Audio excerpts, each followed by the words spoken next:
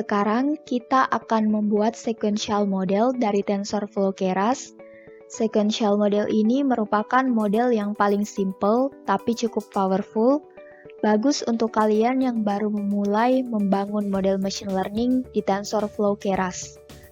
Sequential model ini cocok jika model yang kalian buat memiliki tepat satu input dan output, atau model kalian menggunakan aliran informasi linear. Kita akan mencoba membuat modelnya di Google Colaboratory. Untuk membuat modelnya, import sequential model dari modul tensorflow.keras.models.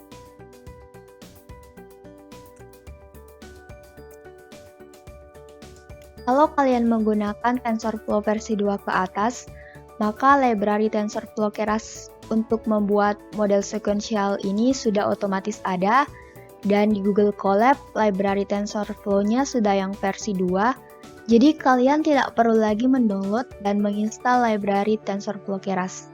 Sekarang import layer yang akan digunakan.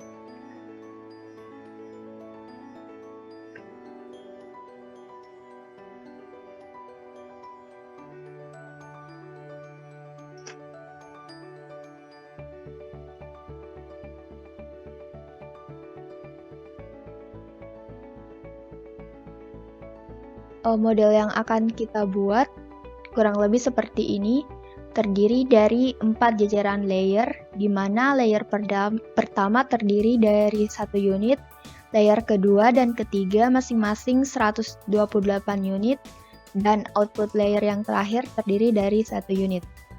Kalau dilihat dari strukturnya, model ini merupakan model untuk logistic regression. Sekarang buat modelnya menggunakan instant class sequential.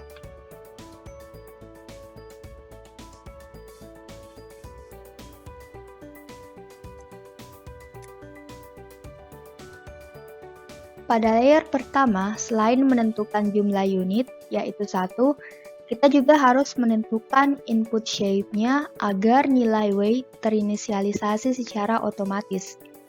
Jadi, kalau kalian belum menentukan input shape-nya, maka nilai weight-nya belum terinisialisasi.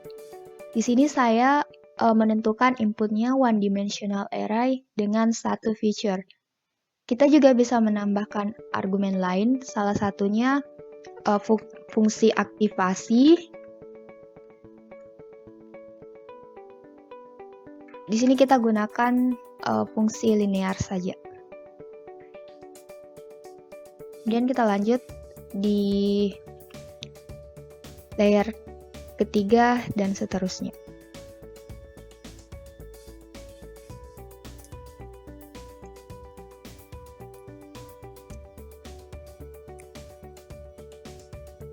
Kita bisa melihat bentuk input dan output pada tiap layer beserta parameter yang di-train dengan model.summary.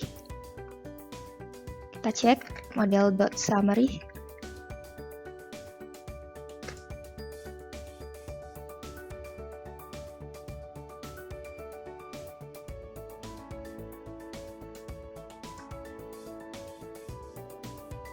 Oke, di model sequential ini, nilai output pada suatu layer akan menjadi nilai input pada layer selanjutnya. Jadi pada layer pertama, output shape-nya adalah non, 1. Non di sini adalah jumlah batch size. Tapi mengapa di set to non? Karena jumlah batch size bisa beragam. Parameternya ada 2, 1 weight dan 1 bias. Di layer kedua, outputnya non 128 karena ada 128 unit.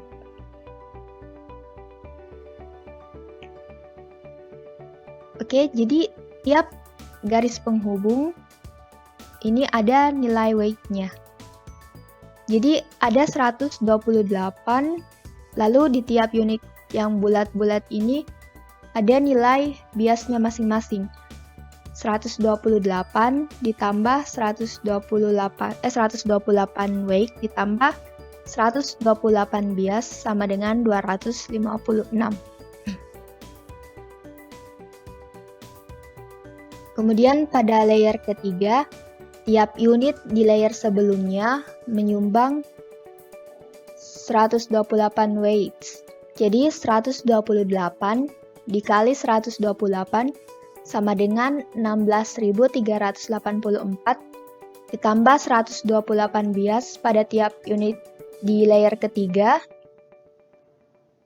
sama dengan 16.384 ditambah 128 sama dengan 16.512.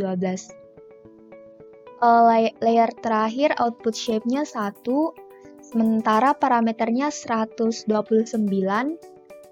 karena nilai weight sebesar 128 yang disumbang pada layer sebelumnya ditambah satu nilai biasnya, nilai bias di sini jadi 129.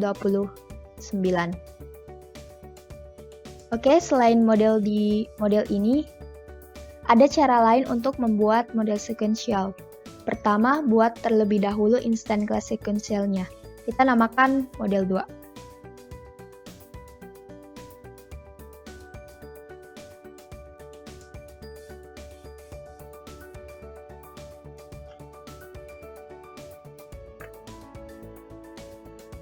Lalu kita tambahkan layer menggunakan add method seperti ini.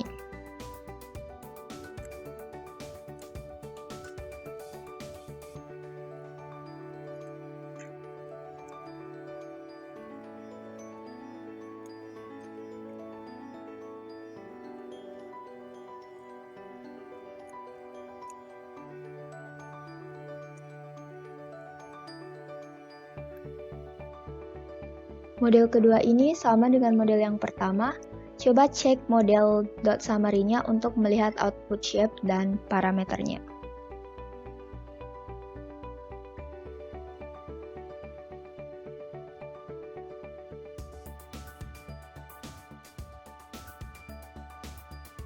Oke, jadi sama persis guys.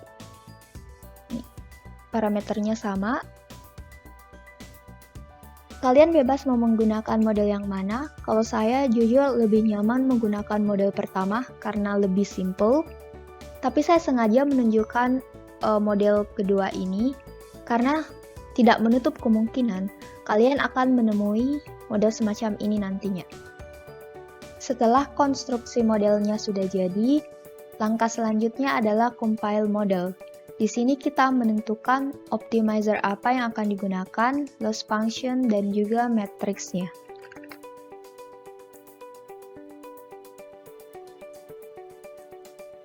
Kalian lihat di bagian optimizer, saya memasangkan dengan string SGD yang merupakan singkatan dari Stochastic Gradient Descent.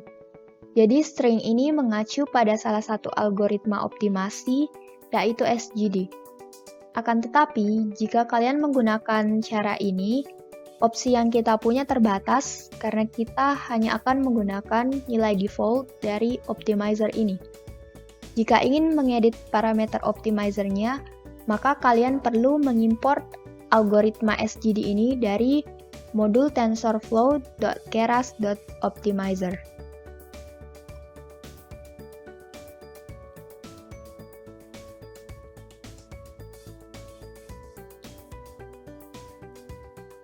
Sekarang kalian bisa mengatur sendiri beberapa parameternya, contohnya learning rate yang nilai defaultnya 0,001, sekarang kita ubah jadi 0,0001.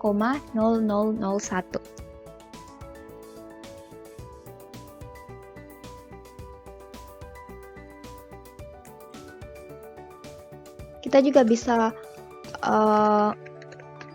menentukan momentumnya, ubah jadi 0,9. Secara default, nilai momentum adalah 0. Terus Nestrov, set to true. Learning rate adalah ukuran step pada iterasi. Jadi makin kecil nilai learning rate, maka proses trainingnya bakal lebih lama. Sementara momentum merupakan metode untuk membuat modelnya lebih cepat terconverge. Dan Nestrov kurang lebih untuk membantu kerja dari momentum ini. Nilai defaultnya adalah false, dan sekarang kita set to true.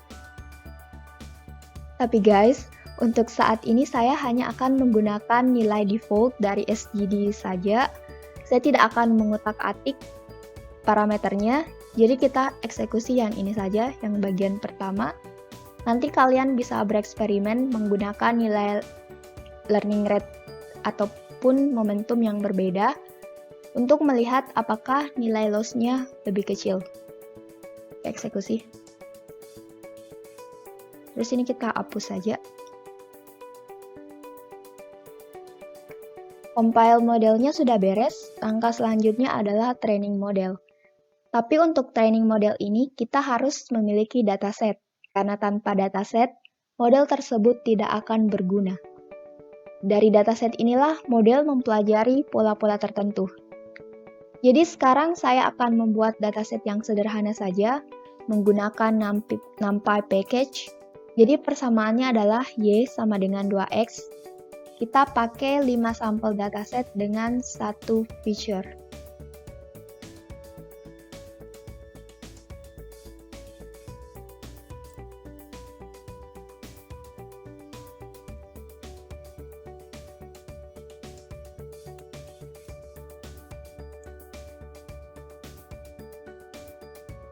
Datasetnya sudah jadi, sekarang training model. Di bagian training ini, kita bisa merecord perkembangan nilai loss dan matriksnya pada setiap epoch dengan memasangkan model.fit ke variabel history.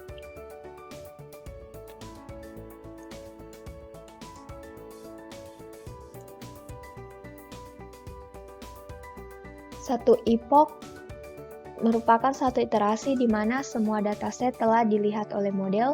Di sini saya gunakan 10. Kemudian verbose untuk menampilkan progress barnya saya gunakan 2. Oke, eksekusi.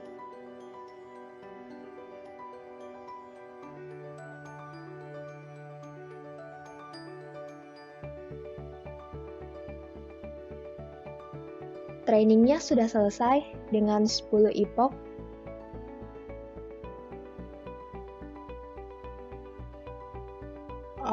Kita lihat nilai loss function-nya makin ke bawah, makin kecil. Begitu juga dengan nilai matriks mean absolute error-nya, makin lama makin kecil. Hal ini menandakan bahwa modelnya sudah cukup baik dalam mempelajari dataset. Saya kira ini wajar karena persamaan yang digunakan yaitu 2X sangatlah sederhana, sehingga dengan 5 sampel dataset, model tersebut sudah bisa memahami polanya. Sekarang kita akan memplot perubahan nilai loss dan juga nilai matriksnya selama training dengan bantuan library Matplotlib.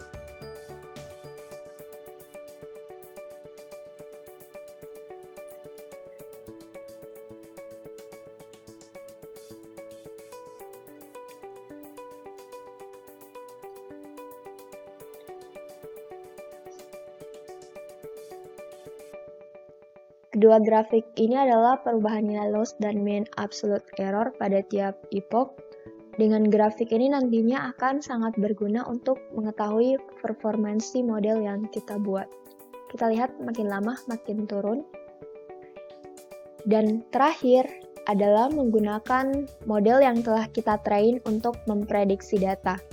Jadi saya akan membuat satu sampel data dengan dimensi yang sama seperti data training, karena syarat data yang akan diprediksi harus memiliki dimensi ataupun ukuran yang sama dengan dataset yang ditrain.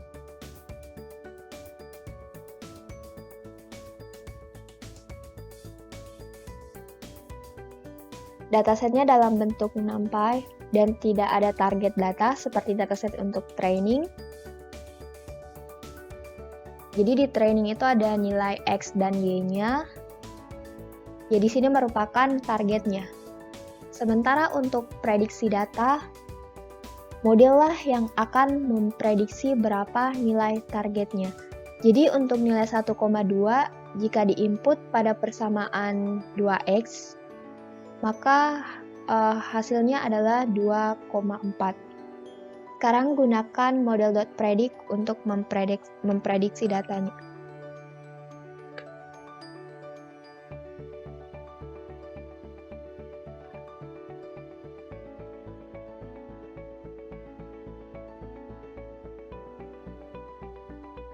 Oke, nilainya sudah keluar, hasilnya sekitar 2,4 di 2,4238. Mungkin kalian bertanya-tanya mengapa nilainya tidak tepat 2,4. Hal ini terjadi karena nilai prediksi merupakan nilai probabilitas atau peluang sehingga tidak akan pernah tepat 2,4. Dan hasil yang kalian peroleh kemungkinan juga akan sedikit berbeda dengan hasil yang saya dapatkan. Ini wajar karena perbedaan inisialisasi network, tapi nilainya gak bakal jauh-jauh amat. Jadi cukup sekian teman-teman, semoga bermanfaat dan sampai ketemu di video-video selanjutnya.